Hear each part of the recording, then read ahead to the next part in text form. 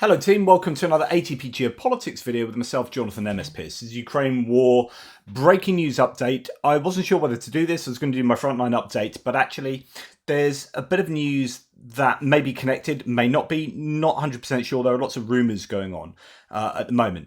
So the first thing to say is that Russian channels are writing at the moment about the alleged death of Russian VDV soldiers, so a paratrooper, elite soldier Igor Guzenko, known for his Telegram channel called The 13th. Now, I have referred to The 13th an awful lot. He's a mill blogger, just like Evil Gherkin, just like a number of these different ones. And The 13th is someone who often reports very critically on what's going on in Russia, because obviously they want things to happen. It's not criticising the war, but criticising the war effort and the way that it has been prosecuted by the Russians, saying it should be done better. But a very useful Russian source, because actually you get a real sense of the reality of what's going on and where Russia are falling short in terms of how they are organising and, as I say, prosecuting the war effort. Anyway, Guzenko openly supported the killing of Ukrainians, says no reports here, but he's also seen exposing lies by the Russian command, especially about the situation in the Kherson region. So there he is, and he appears to have fallen foul of the war.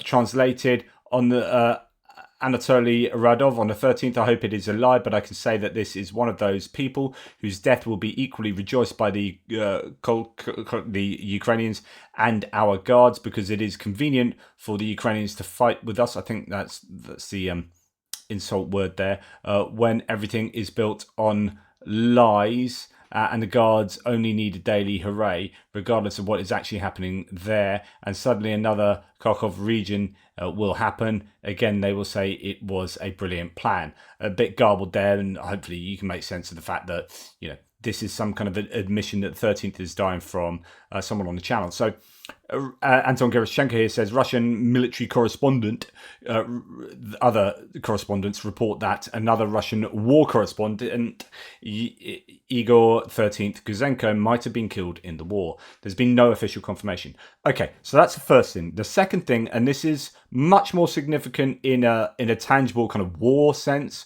but it could be linked to a very different kind of significance in the death of a propagandist. So Ukrainian pilots have destroyed the command post of the Russian armed forces located on a ship. Now, this is a video published by Ukrainian Air Force Commander Mykola Oleschuk, and the ship, interestingly, is a ship that appears to have been run aground, possibly purposefully so, and is some kind of cargo ship, but it's not, by all accounts, it's a command and control ship. And that is not in a place where you'd have a cargo ship anyway, because by all accounts, let's find out and my goodness, some serious bits of ship fly off there as it is hit. That is one significant piece of ship there. Anyway, Special Kherson Cat says strike on a ship which is presumably used as a Russian base or observation point. The ship ended up there as a result of a dam destruction, left bank Kherson region.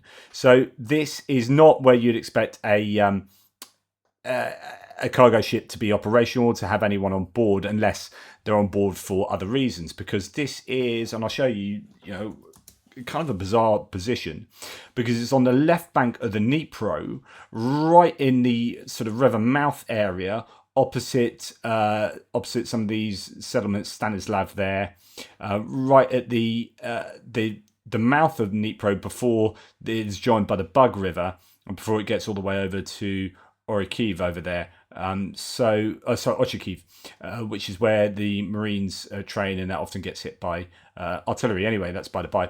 So the ship is here, sort of rammed up into the sands on the left bank there, but by all accounts was being used as a command and control point. I mean, I guess it's a good place to get a whole load of equipment on board that can have capability of reconnaissance or radar or EW, electronic warfare, or command and control, whatever. You can see it could be a fairly sensible place to have that equipment, although once it's found out to be operational in that manner, then it's kind of easy to hit, I guess. So yeah, that's the satellite image of the ship there, appearing between the 3rd and the 8th of June. So that's when it did appear there. Now it gets a little more funky from here on in. Take this with a huge pinch of salt, but there are some rumours, and they are just rumours. Breaking: there are strong rumours that General Teplinsky and or Russian mill blogger 13th died in the Kherson area when the Ukrainian aviation struck their command point on a ship. So this is some Russian, I believe Russian sources saying alarming information arrives that Teplinsky has died. The Ukrainians hit the barge where he was at the moment. Intelligence, as usual, slept through the attack. Reports are coming through that the VFU attacked the barge where Teplinsky was at the moment. Whether he lives or dies is still unknown. The situation is terrible. I will let you know as soon as there is information. 13th, how are you? Etc. etc. Okay, so we're pretty sure that 13th has died. Whether he is anything to do with that, I don't know, but that's what the claim is here. 13th had over 220,000 followers on Telegram. I think he is dead, says PS01. Apparently 13th was killed by Akhmat goat lovers. Did he try to steal a bride? We will probably never know. So there are other claims that, it could be Akhmat that were involved, that they are the Chechen special forces, although a lot of them are Russian. In this picture, he holds a patch that says Cargo 200, we are together. So the dead, we are together. So the Russian ship, as mentioned, is located to there. Very strange place. Ukrainians are just over 7 kilometers across the other shore. Still unclear if Teplinsky was on board, as some rumors suggest. So according to this source, Akhmat betrayed 13th to the Ukrainians, and by pure coincidence, General Teplinsky was also there. The rumor is getting thicker. So here is call sign Raven saying, I won't be verbose. The Kadyrov surrendered on the 13th. They pointed to the place where he was. By fateful coincidence, at that moment, the commander of the airborne troops was also there. These grimy creatures killed not only a Russian patriot, but also the commander of the airborne forces. Now, I'm just going to talk to you about Teplinsky in a second. Yeah, update. So General Teplinsky is not dead, only 13th on a Black Monday. So just to let you know who Teplinsky is, and the rumours are out there that he's died, but then counter rumours that no, he's not dead.